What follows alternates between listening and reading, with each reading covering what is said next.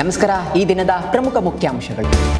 ಬಂಗಾಳದಲ್ಲಿ ಬದಲಾವಣೆಯ ಅಲೆ, ಮೊದಲ ಹಂತದಲ್ಲಿ ದಾಖಲೆಯ ಮತದಾರರಿಂದ ಬಿಜೆಪಿಗೆ ಲಾಭ, ಚುನಾವಣಾ ಪ್ರಚಾರ ಸಭೆಯಲ್ಲಿ ಪ್ರಧಾನಿ ಹೇಳಿಕೆ.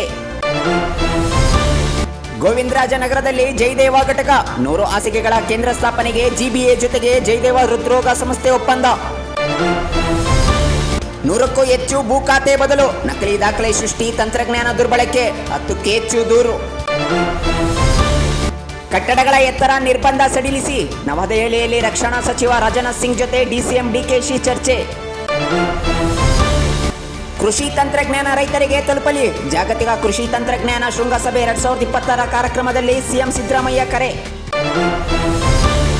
ನೇಪಾಳದಲ್ಲಿ ಬಾಲೆನ್ ಶಾ, ಸರ್ಕಾರದಲ್ಲಿ ಬಿರುಗಾಳಿ, 2 ಸಚಿವರ ತಲೆದಂಡ, ಸರ್ಕಾರದ ವಿರುದ್ಧ ಹಲವೆಡೆ ಪ್ರತಿಭಟನೆ.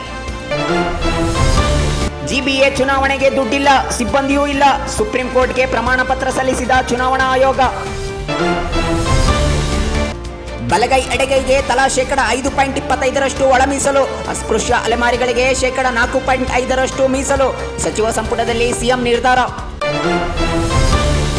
ಚಡ್ಡಾ ಸೇರಿ ಎಎಪಿಯ 7 ರಾಜ್ಯಸಭಾ ಸದಸ್ಯರು ಬಿಜೆಪಿಗೆ, ಎಲ್ಲರೂ ಸಹಿ ಹಾಕಿ ರಾಜ್ಯಸಭಾ ಸಭಾಪತಿಗೆ ಕಳಿಸಿದ್ದೇವೆ, ಚಡ್ಡಾ ಹೇಳಿಕೆ. ಜನಿವಾರ ಪ್ರಕರಣ ಕುರಿತು 3 ಅಮಾನತು, ಬೆಂಗಳೂರಿನ ಕೋರಮಂಗಲದ ಕೃಪಾನಿಧಿ ಪದವಿ ಪೂರ್ವ ಕಾಲೇಜಿನ ಸಿಇಟಿ ಕೇಂದ್ರದಲ್ಲಿ ಘಟನೆ. ಡಾಕ್ಟರ್ ರಾಜ್ಗೆ ಭಾರತ ರತ್ನ ನೀಡಿ, ಕೇಂದ್ರ ಸಚಿವೆ ಶೋಭಾ ಕರಂದ್ಲೆ, ಶಾಸಕ ಗೋಪಾಲಯ್ಯ ಒತ್ತಾಯ. 7 ಕೋಟಿ ಪಡೆದು ವಂಚನೆ ಆರೋಪ, ಕಡಿಮೆ ಬೆಲೆಗೆ ಚಿನ್ನದ ಆಭರಣ ಕೊಡಿಸುವುದಾಗಿ ನಂಬಿಸಿ ಕೃತ್ಯ, ಬೆಂಗಳೂರಿನ ಎಚ್ಎಸ್ಆರ್ ಲೇಔಟ್ನಲ್ಲಿ ಘಟನೆ.